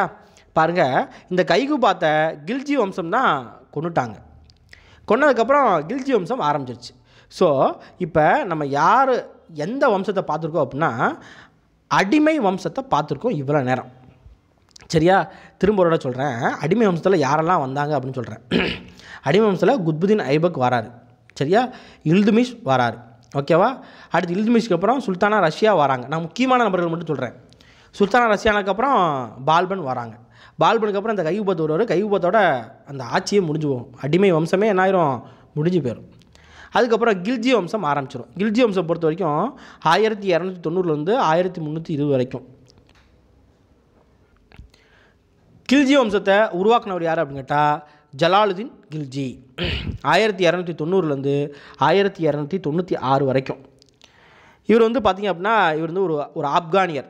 மங்கோலியர்களை 1292 தடுத்து நிப்பாட்டினார். அடுத்து காரா அப்படிங்கிறது ஒரு பகுதி. சரியா? காராவோட பொறுப்பு ஆளுநராக அலாவுதீன் கில்ஜி அப்படிங்கிற ஒருத்தர் வந்து இருக்கிறார். அலாவுதீன் கில்ஜி யார் அப்படின்னு கேட்டால் கில்ஜி வம்ச அரசர்களையே மிகச்சிறந்த அரசர் மற்றும் கொடூரமானவர் யார் அப்படின்னு கேட்டால் அலாவுதீன் கில்ஜி. இந்த அலாவுதீன் கில்ஜி ஸ்டார்டிங்கில் வந்து பார்த்திங்க அப்படின்னா இந்த ஜலாலுதீன் கில்ஜிக்கு கீழே தான் வந்து இருந்திருப்பார். சரியா? காராவோட ஒரு பொறுப்பாளராக தான் இருந்திருப்பார். இவர் நம்ம மேலிடத்தில், அதாவது ஜலாலுதீன் கில்ஜி சொல்லாமையே மால்வா மேலே படையெடுத்ததுக்கப்புறம் தேவகிரி யாதவ அரசர் ராமச்சந்திரனை தோற்கடிக்கிறார். அது பெரிய வெற்றின்னு சொல்லுவாங்க. தோற்கடித்ததுக்கப்புறம் பின்னால் நம்ம டெல்லிக்கு வந்து ஜலாலுதீன் கில்ஜியை என்ன பண்ணுவார் அப்படின்னா கொன்றுவார். யார் கொல்றது? அலாவுதீன் கில்ஜி. ஏன் அப்படின்னா அலாவுதீன் கில்ஜிக்கு இந்த சுல்தான் பதவி மேலே ஆசை இருக்கும். அதனால் கொன்னுட்டு பதவிக்கு வந்துடுவார் அலாவுதீன் கில்ஜி. இப்போ நம்ம யாரை பார்த்துட்டோம் அப்படின்னா ஜலாலுதீன் கில்ஜியை பார்த்துட்டோம். அடுத்து அலாவுதீன் கில்ஜி. ஸோ அலாவுதீன் கில்ஜி பொறுத்த வரைக்கும் 1296 1316 வரைக்கும். இவர் யார் அப்படின்னு கேட்டால் ஒன்றும் இல்லை, ஜலாலுதீன் கில்ஜியோட மருமகன். சரியா? இவரோட படையெடுப்புகள் நிறையா வந்து இருக்குது. அதில் முக்கியமான படையெடுப்புகள் மட்டும் நான் வந்து எழுதியிருக்கேன்.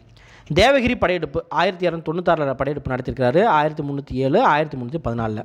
அடுத்து குஜராத்தில் 1299 1300. ராந்தம்பூரில் 1301.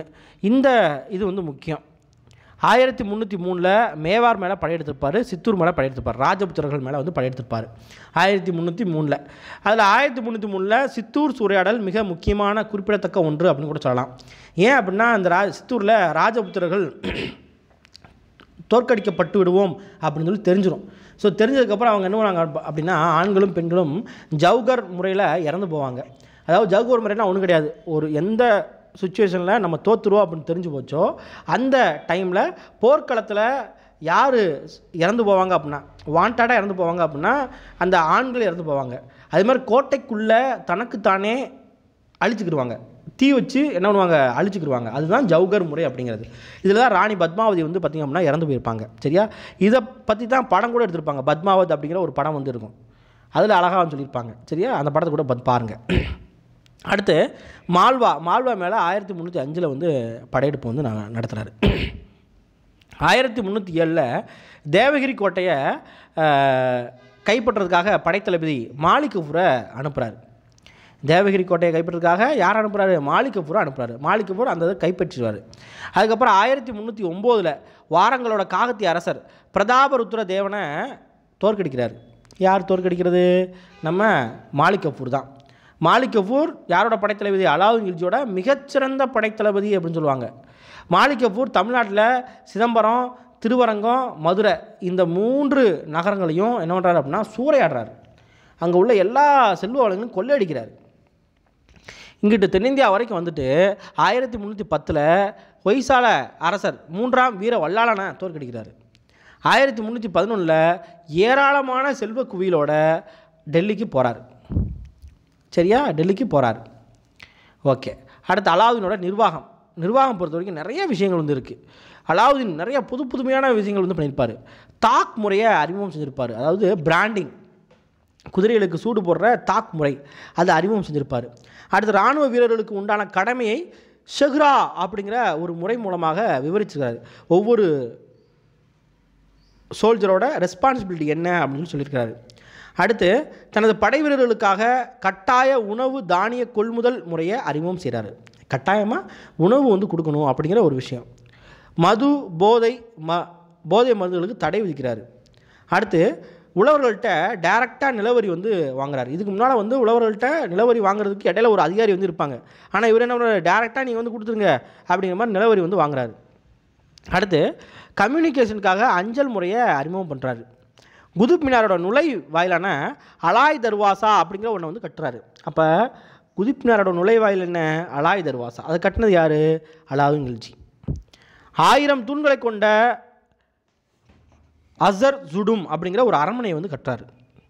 1000 தூண்களை கொண்ட அசர் ஜுடும். சரியா, அடுத்து வீரர்களுக்கு ஊதியம் பணமாக கொடுத்த முதல் சுல்தான் இவர் தான். ஏன் அப்படின்னா இதுக்கு முன்னால் எல்லாரும் என்ன பண்ணுவாங்க, கொள்ளையடிச்சதில் பொருளாக வந்து கொடுத்துருவாங்க. ஆனால் இவர் என்ன பண்ணுறாரு அப்படின்னா பணமாக கொடுக்குறாரு. அலாவுதீன் கில்ஜி அவையில் இருந்த பிரபலமான இசை அறிஞர் யார் அப்படின்னா அமீர் குஸ்ரு. சரியா, அடுத்து மாலிக் கஃபூர் யார் அப்படின்னு கேட்டால் அலாவுதீன் கில்ஜியோட படைத்தளபதி. அலாவுதீன் இறக்குறதுக்கு முன்னால் இவர் என்ன பண்ணுறாரு அப்படின்னா அலாவுதீனோட மூத்த மகன் கிசர்கானை வாரிசாக நியமனம் பண்ணிட்டார். ஆனால் மாலிக் கஃபூர் ஏற்கனவே நிறையா போர்களுக்கு போய் நிறையா செஞ்சுருக்கிறார். அதனால் மாலிக் கஃபூர் கிசர்கான் வர வேண்டாம், நானே வந்து என்ன பண்ணுறேன் ஆட்சி எடுத்துக்கிறேன் அப்படின்னு சொல்லிட்டு மாலிக் கஃபூர் ஆட்சியை பிடிச்சிடாரு. மாலிக் கஃபூர் ஆட்சியை பிடிச்சதுமே மற்றவங்களுக்கு பிடிக்காதையா, ஒரு பெண்ணையே வந்து பார்த்திங்க அப்படின்னா அவங்க வந்து ஏற்றுக்க மாட்டாங்க. இவர் வந்து கொஞ்சம் என்ன அப்படின்னா திருநங்கை அப்படிங்கிற மாதிரி வந்து சொல்லுவாங்க, வரலாற்று வந்து அப்படி சொல்கிறாங்க. சரியா, எப்படி ஏற்றுக்க மாட்டாங்க இல்லையா. ஸோ அதனால் மாலிக் கஃபூர் ஆட்சிக்கு வந்த 35 நாட்களில் கொல்லப்படுறாரு. சரி, ஆனால் சிறந்த படைத்தளபதி. அடுத்து ஆட்சிக்கு வரது யார் அப்படின்னு கேட்டால் முபாரக் கான் பொறுத்த வரைக்கும் 1316 1320 வரைக்கும். மாலிக் கஃபூர் இறந்ததுக்கப்புறம் ஆட்சிக்கு வந்தவர் முபாரக் கான். இவர் வந்து பார்த்திங்க அப்படின்னா மாலிக் கஃபூர் இறந்ததுக்கப்புறம் ஆட்சி பண்ணார். இவர் பெருசாக வந்து எதுவும் சொல்லலை. அதுக்கப்புறம் யார் வராங்க அப்படின்னா குஸ்ரு கான் வராரு. அதாவது முபாரக் கானுக்கு அடுத்து குஸ்ரு கான் 1320. இந்த குஸ்ரு கான் தான் என்ன அப்படின்னு கேட்டால் கில்ஜி வம்சத்தில் கடைசி நபராக வந்து இருப்பார். சரியா, குஸ்ரு கான். இந்த குஸ்ரு கானை காசி மாலிக் அப்படிங்கிற ஒருத்தர் வந்து பார்த்திங்க அப்படின்னா கொன்னுட்டு அரியணையை பிடிச்சிருவார். சரியா, அவர் தான் கியாசுதீன் துக்ளக் அப்படிங்கிற ஒருத்தர். கியாசுதீன் துக்ளோட இயற்பெயர் தான் காசி மாலிக் அப்படிங்கிறது. சரியா, இப்போ நம்ம யாரை பார்த்துட்டோம் அப்படின்னு கேட்டால் கில்ஜி வம்சத்தை பார்த்துட்டோம்.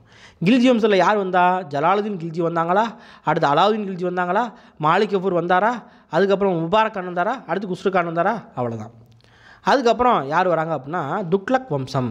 சரியா, துக்ளக் வம்சம் பொறுத்த வரைக்கும் ஒரு 3 முக்கியமான துக்ளக் சுல்தான்களை நல்லா படிச்சுட்டா போதுமானது. அவங்கள்ட்ட தான் கேள்வி வந்து அதிகமாக கேட்பாங்க. அதில் ஃபஸ்ட்டு துக்ளக் சுல்தான் யார் அப்படின்னு கேட்டால் கியாசுதீன் துக்ளக். 1320 1325 வரைக்கும். இவரோட இயற்பெயர் என்ன அப்படின்னு கேட்டால் காசி மாலிக் அப்படிங்கிறது. ஆனால் அரியணையில் ஏறுறப்ப கியாசுதீன் துக்ளக் அப்படிங்கிற பேரில் தான் அரியணை ஏறாரு. கியாசுதீன் துக்ளக் பொறுத்த வரைக்கும் சமரச கொள்கையை வந்து பின்பற்றாரு. அதாவது சண்டைலாம் வேணாம்ப்பா, நான் யார் மேலேயும் போர் தொட்டு போகல, என் மேலே நீங்கள் வந்து போர் தொட்டு வராதிங்க அப்படிங்கிற மாதிரி வந்து சமரச கொள்கையை பின்பற்றாரு. டெல்லிக்கு பக்கத்தில் துக்லகாபாத் அப்படிங்கிற ஒரு நகரத்தை உருவாக்குறதுக்கு அடிக்கல் நாட்டினார். லாஸ்ட்டில் ஒரு விபத்தில் வந்து இறந்து போயிட்டார். ஆனால் விபத்தில் இறந்த 3 நாள் கழித்து அவரோட மகன் ஜானா கான் அல்லது ஜூனா கான் அப்படின்னு சொல்லுவாங்க.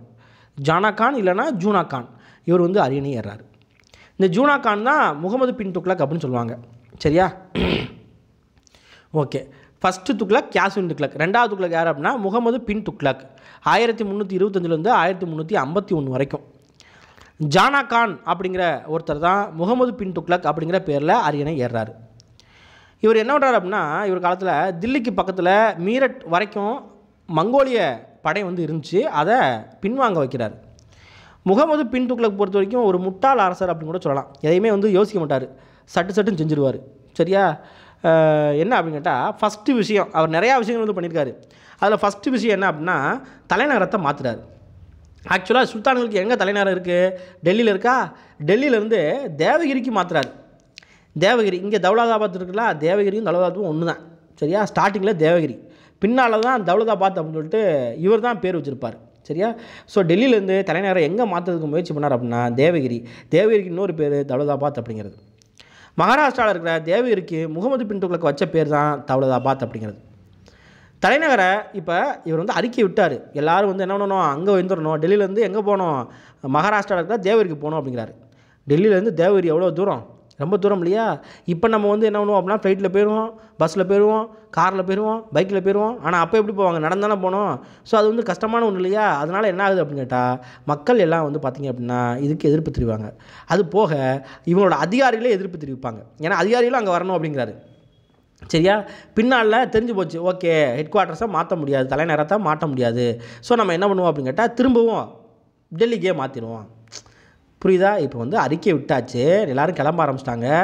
அப்போ உள்ள நிலைமையில் திரும்பவும் டெல்லிக்கு மாத்திரை அப்படின்னு சொன்னால் மக்கள் டென்ஷனாக வராங்களா, ஆக மாட்டாங்களா? அவங்கள திரும்பவும் டெல்லிக்கே வந்து போகிறாங்க. அப்படி போகிறப்ப இபன் பதுதா அப்படிங்கிற ஒருத்தர் வந்து சுல்தானோட சேர்ந்து வந்திருப்பார்.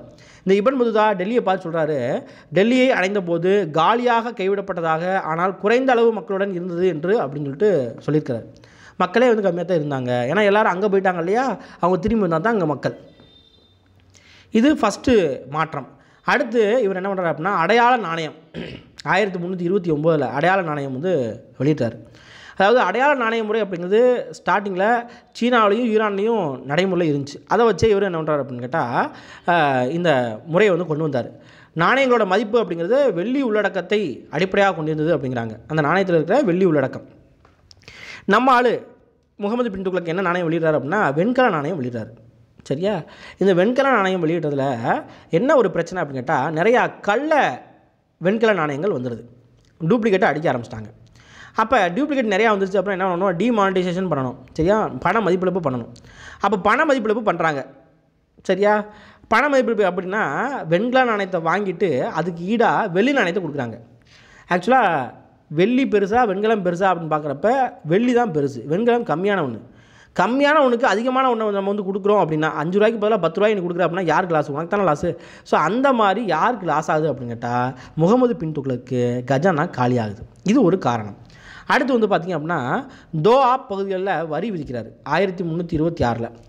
ஆக்சுவலாக நம்ம இதுக்கு முன்னால் 2 விஷயம் பார்த்தோமா, தலைநகர மாற்றமும் அடுத்து வந்து பார்த்திங்க அப்படின்னா இந்த நாணயம் வெளியிடுறதும் பார்த்தோமா. அதே மாதிரி இன்னொரு முட்டாள்தனமான விஷயம் என்ன அப்படின்னா தோஆப் பகுதிகளில் வரி விதிக்கிறார் 1326. தோஆப் பகுதிகளில் கடுமையான பஞ்சம் நிலவிக்கிட்டு இருக்கு. அந்த காலத்தில் போயிட்டு நீ வந்து கட்டாயமாக வரி கட்டணும் அப்படின்னா மக்களால் கட்ட முடியுமா? கட்ட முடியாது இல்லையா? மக்கள் கொதிச்செழுறாங்க. அது என்ன சொல்கிறாங்கன்னா தாங்க முடியாத நிலவரி வசூல். என்னப்பா நம்மள்ட்ட சட்டியில் இருந்தால் தானே அகப்பேடு வந்து வரும், சட்டிலே இல்லையே. சரியா? அதாவது பானையில் இருந்தால் தானே அகப்பேடு வரும், பானையிலே இல்லையே. மக்கள்கிட்டே காசு இல்லை, எப்படி மக்கள் வந்து கொடுப்பாங்க? சண்டை. சரியா? கலகம் பண்ணுறாங்க. அதுக்கப்புறம் இன்னொன்று வந்து பண்ணுறாரு, வேளாண்மையை கவனிச்சுக்கிறோம் அப்படின்னு சொல்லிட்டு திவான் இ அமீர் கோஹி அப்படிங்கிற ஒன்றை வந்து உருவாக்குறாரு. ஏற்கனவே பசி பஞ்சம் பட்டினியில் வந்து இருக்காங்க, அவங்களுக்கு வேளாண்மைக்காக ஒரு துறையை வந்து உருவாக்கி உனக்கு காசு வேணுமா, நான் காசு கொடுக்குறேன் அப்படின்னு சொல்லிட்டு காசு கொடுக்குறாரு. என்ன ஆகும்? இழுத்து மூட வேண்டியதான். சரியா? ஏன் அப்படின்னா அவங்கள்ட்ட எதுவுமே இல்லை, சோர்ஸ் இல்லை, திரும்ப கொடுக்க முடியாது. ஸோ நிறையா விஷயங்கள் இதனால் வந்து கஜானா வந்து காலி ஆகுது. இவர் காலத்தில் வேறு என்னென்ன வரி அப்படின்னா காரி வரி. சாரிப்பா,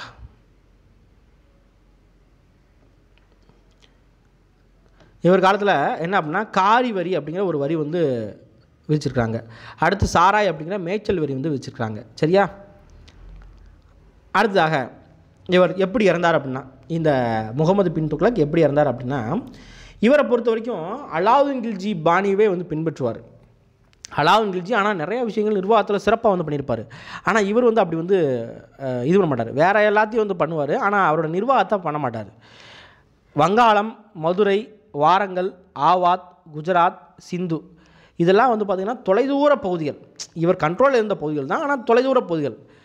இப்போ எப்பயுமே வந்து பார்த்திங்க அப்படின்னா தொலைதூரத்து போயிட்டு அப்படின்னா எனக்கு கீழே நீ ஆட்சி பண்ணிக்கோ, ஆனால் என்ன பண்ணணும் அப்படின்னு கேட்டால் எனக்கு வந்து அப்பப்போ காசு கொடுத்துரு அப்படிங்கிற மாதிரி வந்து பேசி வச்சுருப்பாங்க. அலாவுதீன் கில்ஜினா அப்படி தான் வந்து பண்ணியிருப்பார். நீ உன் இடத்த வந்து பார்த்துக்கோ, நான் அப்பப்போ வருவேன் அப்படிங்கிற மாதிரி போயிடுவார். ஆனால் இவர் என்ன பண்ணுறாரு தெரியுமா, எனக்கு கீழே தான் நீ வந்து இருக்கணும், கண்டிப்பாக எனக்கு கீழே தான் இருக்கணும் அப்படின்ட்டு ஆதிக்கம் பண்ணுவார். ரொம்ப தூரம் அப்படின்னா இங்கேருந்து படையெடுத்து போக முடியாது இல்லையா, அதனால் என்ன பண்ணுறாங்க அப்படின்னா இந்த பகுதியில் எல்லாமே கிளர்ச்சி வந்து பண்ணுறாங்க. அதனால் இவருக்கு கடைசி காலம் என்ன ஆகுது அப்படின்னா அந்த கிளர்ச்சியாளர்கள் சண்டை போடுவாங்க இல்லையா, அவங்க கூடயே பாதி காலம் போயிடுது. 1335 மதுரை தனி சுல்தானியமாக மாறிடுச்சு. ஆக்சுவலாக மதுரையை வந்து யார் கைப்பற்றி கொடுத்தா, மாலிக் கஃபூர் கைப்பற்றி கொடுத்துருப்பாரு. அந்த காலத்தில் சுல்தானியமாக வந்து மாறி இருக்கும். தனி சுல்தானியமாக இந்த டைமில் 1335 மாறிடுச்சு. 1346 பெங்காலும் தனியாக வந்து ஓடிடுச்சு. குஜராத்தில் ஒரு கிளர்ச்சி தலைவரை விரட்டி போகிறப்ப உடல்நலம் கேட்டு 1351 மார்ச் 23 இறந்து போகிறாரு. ஸோ முகமது பின் துக்ளக்கோட வாழ்க்கை வரலாறு இவ்வளோ தான். சரியா? அடுத்து ஃபெரோஸ் ஷா துக்ளக் 1351 1388 வரைக்கும் அவரோட காலம். ஃபெரோஸ் ஷா துக்ளக் யார் அப்படின்னு கேட்டால் ரஜப் அப்படிங்கிற ஒருத்தரோட பையன். ஃபெரோஸ் ஷா துக்ளக்கோட தந்தை யார் அப்படின்னு கேட்டால் ரஜப். இந்த ரஜப் யார் அப்படின்னு கேட்டால் கியாசுதீன் துக்ளக், நம்ம பார்த்தோமா ஃபஸ்ட்டு துக்ளக் கியாசுதீன் துக்ளக், அந்த கியாசுதீன் துக்ளக்கோட தம்பி ரஜப். ஸோ அப்போ என்ன ஆகுது, கியாசுதீன் துக்ளக் வந்து இவருக்கு வந்து பெரியப்பா. சரியா? இப்போ இந்த ரஜப்பும் கியாசுதீன் துக்ளக்கும் 2 பேரும் சேமாக தான் வந்து எங்கேருந்து வந்திருக்காங்க அப்படின்னா அலாவுதீன் கில்ஜி ஆட்சி காலத்தில் குரசன் அப்படிங்கிற ஒரு பகுதியில் வந்து வந்திருக்காங்க. சரியா? இப்போ என்ன நடந்துச்சு அப்படின்னா கியாசுதீன் ஆட்சிக்கு வந்துட்டார் இல்லையா, கியாசுதீன் துக்ளக் ஆட்சிக்கு வந்துட்டார். அப்போ அவரோட தம்பியோட பையன் ஃபெரோஸ் இவரை வந்து 12,000 குதிரை வீரர்களை கொண்ட சிறப்பு படைக்கு தளபதியாக மாற்றிருக்கிறார். யார் மாற்றினது? கியாசுதீன் துக்ளக் தான் மாற்றிருக்கார். அதுக்கப்புறம் என்ன பண்ணுறாரு அப்படின்னா சுல்தானியத்தை 4 பகுதியாக பிரிச்சிருக்காரு. அந்த 4 பகுதிகளில் ஒரு பகுதியை யார் கொடுத்துருக்காரு அப்படின்னா ஃபெரோஸுக்கு கொடுத்துருக்காங்க. யார் கொடுத்தது? கியாசுதீன் துக்ளக் தான் கொடுத்துருக்காரு. சரியா? இப்போ முகமது பின் துக்ளக் ஆட்சியில் இருக்கிறப்ப இவர் நார்மலாக இந்த 4 பிரிவில் ஒன்றுக்கு பொறுப்பு தான் பார்த்துக்கிட்டார். இப்போ முகமது பின் துக்ளக் இறந்து போயிட்டார்.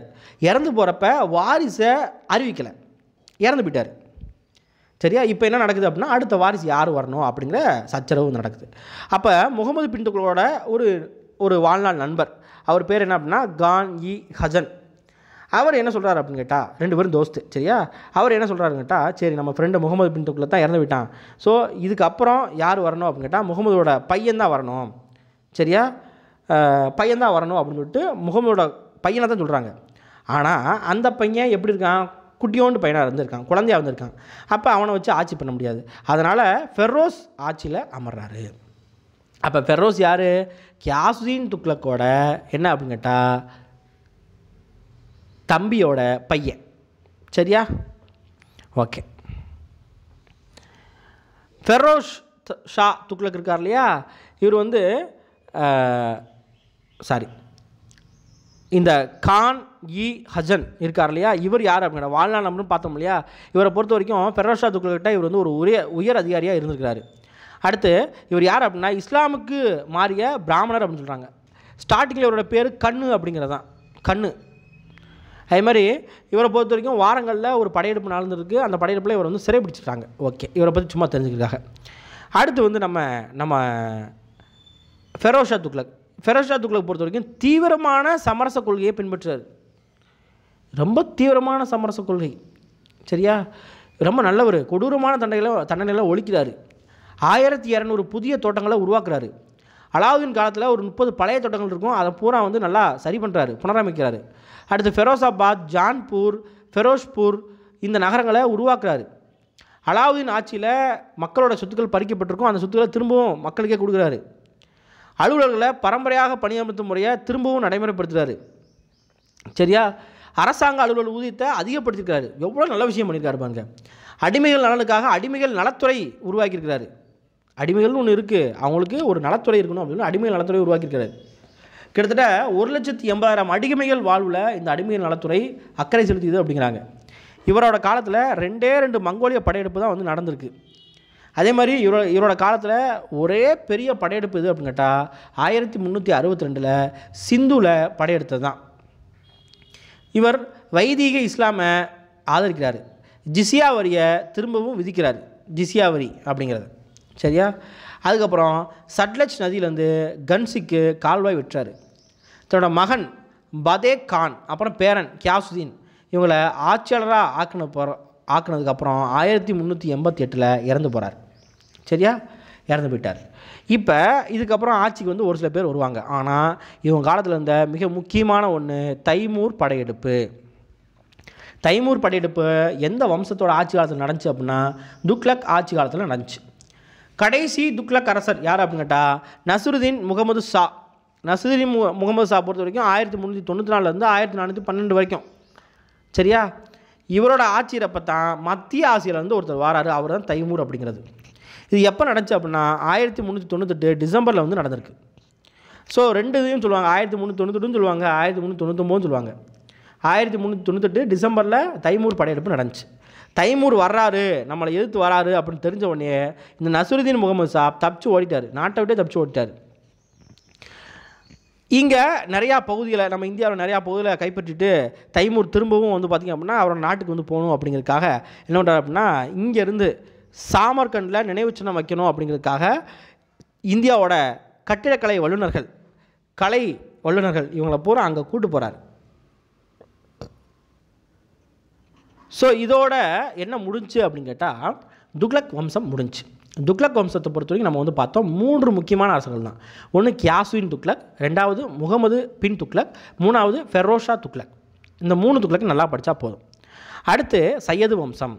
சையது வம்சம் பொறுத்த வரைக்கும் 1414 1451 வரைக்கும். சையது வம்சத்தில் யார் ஃபஸ்ட்டு வராங்க அப்படின்னா கிசர்கான் அப்படிங்கிற ஒருத்தர் 1414 1421 வரைக்கும்.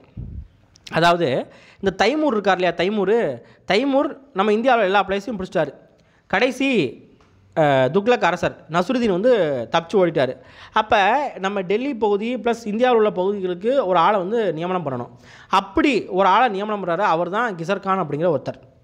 தைமூர் அங்கிட்டு போன உடனே இவர் இங்கிட்டு என்ன பண்ணுறாரு அப்படின்னா இவரோட வம்ச ஆட்சியை வந்து ஆரம்பித்தார்.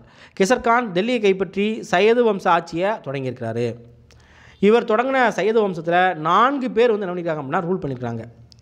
அதே மாதிரி தைமூர் தானே இவருக்கு வந்து பதவி கொடுத்தாங்க. ஸோ தைமூரோட மகனுக்கு வரி வந்து கட்டுறாங்க, வரி கட்டி ஆட்சி பண்ணாங்க. அதே மாதிரி இவரோட ஆட்சி பற்றி யாஹியா பின் அகமத் சிரிந்தி அப்படிங்கிற ஒருத்தர் இயற்றிய டார்க் முபாரக் குறிப்பிடுகிறது அப்படின்னு சொல்கிறாங்க. சரியா? சரி, கிசர்கானுக்கு அப்புறம் யாரெல்லாம் ஆட்சிக்கு வந்தா அப்படின்னு கேட்டால் முபாரக் ஷா, முகமது ஷா, ஆலம் ஷா. ஸோ இதில் ஆலம் ஷா முக்கியமானவர் 1443 1451 வரைக்கும். ஆலம் ஷா பொறுத்த வரைக்கும் இவரை பற்றி ஒருத்தர் சொல்லியிருக்காரு என்ன அப்படின்னா தில்லி சுல்தானிய ஆட்சியின் வரலாற்றில் ஆட்சி உரிமையை தாமாகவே துறந்து தில்லிக்கு வெளியே 30 ஆண்டுகள் அமைதியாக வாழ்ந்த ஒரே சையது சுல்தான் ஆலம் ஷா அப்படின்னு சொல்லிட்டு ஆப்ரஹாம் ஏரலி அப்படிங்கிற ஒருத்தர் சொல்லியிருக்காங்க தி ஏஜ் ஆஃப் ராத் அப்படிங்கிற ஒரு புத்தகத்தில். இது காரணம் என்ன அப்படின்னு கேட்டால் இந்த கிசர்கான் இருக்காங்க இல்லையா, இந்த கிசர்கானுக்கு அப்புறம் முபாரக் ஷா வருவார், முகமது ஷா வருவார். இந்த 2 பேருமே வந்து பார்த்திங்க அப்படின்னா பிரபுக்களால், அதாவது டெல்லி சுல்தான் நிறையா பிரபுக்கள் இருப்பாங்க இல்லையா, அந்த பிரபுக்களால் நயவஞ்சகமாக கொல்லப்படுவாங்க. அதனால தான் நம்மளுக்கு இருக்கிற தேவையில்லாத வேலை, இந்த பிரபுக்களே ரூல் பண்ணிட்டு போட்டோம், நான் கிளம்புறேன் அப்படின்னு சொல்லிட்டு தானாக பதவியை விட்டு திறந்துடுவார் ஆலம் ஷா. ஸோ கடைசி சையது வம்ச அரசர் யாருன்னு கேட்டால் ஆலம் ஷா அப்படிங்கிறது. சரியா? அடுத்து யார் வராங்க அப்படின்னு கேட்டால் லோடி வம்சம். லோடி வம்சம் பொறுத்த வரைக்கும் 1451 1526 வரைக்கும். லோடி வம்சத்தை நிறுவனர் யார் அப்படின்னு கேட்டால் பஹ்லூல் லோடி. பஹ்லூல் லோடி பொறுத்த வரைக்கும் 1451 1488 வரைக்கும் ரூல் பண்ணியிருக்காரு. இவரை பொறுத்த வரைக்கும் இவர் வந்து ஒரு ஆப்கானியர். தைமூர் இவர் எப்படி வந்து உள்ளே வராரு அப்படின்னா தைமூர் படையெடுத்துட்டு போகிறார் இல்லையா, அதுக்கப்புறம் பஞ்சாபை பிடிச்சிட்டார். அதுக்கப்புறம் வங்காளத்தில் ஷார்கி அப்படிங்கிற ஒரு அரசை கைப்பற்றிச்சார். இப்படி தான் ஆட்சியை வந்து பிடிச்சிக்கிறாரு. சரியா? பஹ்லூல் லோடி. பஹ்லூல் லோடிக்கு அப்புறம் அவரோட பையன் சிக்கந்தர் லோடி வாரான். சிக்கந்தர் லோடி பொறுத்த வரைக்கும் 1489 1517 வரைக்கும் பஹ்லூல் லோடியோட பையன். 1514 தலைநகரை டெல்லியிலேருந்து ஆக்ராவுக்கு வந்து மாற்றுறாரு. இது முக்கியம், கேட்பாங்க எந்த லோடி வம்ச அரசர் தலைநகரத்தை டெல்லியிலேருந்து ஆக்ராவுக்கு மாற்றினார் அப்படின்னு சொல்லிட்டு சிக்கந்தர் லோடி. சரியா? சிக்கந்தர் லோடி. அதே மாதிரி இந்த சிக்கந்தர் லோடியை பொறுத்த வரைக்கும் தீவிரமான ஒரு கவிதை எழுதுறது, போயம் எழுதுறது. குல்ருஹி அப்படிங்கிற ஒரு பேரில், என்ன பேரில், குல்ருஹி அப்படிங்கிற ஒரு பேரில் பெர்ஷிய கவிதைகளை எழுதுகிறார் சிக்கந்தர் லோடி. அடுத்து கடைசியாக யார் வராங்க அப்படின்னு கேட்டால் இப்ராஹிம் லோடி. லோடி வம்சத்தோட கடைசி ஆட்சியாளர் ப்ளஸ் டெல்லி சுல்தானோட கடைசி ஆட்சியாளர் இப்ராஹிம் லோடி. 1517 1526 வரைக்கும் லோடி வம்சத்தோட கடைசி ஆட்சியாளர், கடைசி டெல்லி சுல்தான். சிக்கந்தர் லோடியோட பையன் முதலாம் பானிபட் போரில் பாபர்கிட்ட தோல்வி அடைஞ்சிருப்பார். முதலாம் பானிபட் போர் 1526 ஏப்ரல் மாதம் என்ன நடந்திருக்கும் அப்படின்னா அந்த முதலாம் பானிபட் போர் நடந்திருக்கும். ஸோ இந்த முதலாம் பானிபட் போர் பற்றி நம்ம முகலாயர்கள் பற்றி படிக்கிறப்ப ரொம்ப டீட்டெயிலாக வந்து படிக்கலாம். இப்போ நம்ம என்ன பண்ணிட்டோம் அப்படின்னு கேட்டால் டெல்லி சுல்தான்களில் வம்சங்கள் 5 வம்சங்கள் நம்ம வந்து பார்த்துட்டோம். சரியா? ஸோ கண்டிப்பாக உங்களுக்கு வந்து இது வந்து யூஸ்ஃபுல்லாக இருக்கும். இதே மாதிரியே ஆர்டராக நீங்கள் வந்து படிச்சிங்க அப்படின்னா கண்டிப்பாக எப்படி கேள்வி கேட்டாலும் ஆன்சர் வந்து பண்ணலாம். இதில் புத்தகத்தில் இல்லாத ஒரு சில குறிப்புகளும் இருக்குது. சரியா? அவுட் சோர்ஸ் நிறையா வந்து எடுத்திருக்கேன். ஸோ அதனால் வரப்போகிற குரூப் 4க்கு ரொம்பவே யூஸ்ஃபுல்லாக இருக்கும். சரியா? கிட்டத்தட்ட 1 மணி நேரம் வந்து ஆயிருக்குது. பரவாயில்ல, இந்த கிளாஸ் வந்து கவனிச்சிருந்தீங்க அப்படின்னா சூப்பர். சரியா? நன்றி.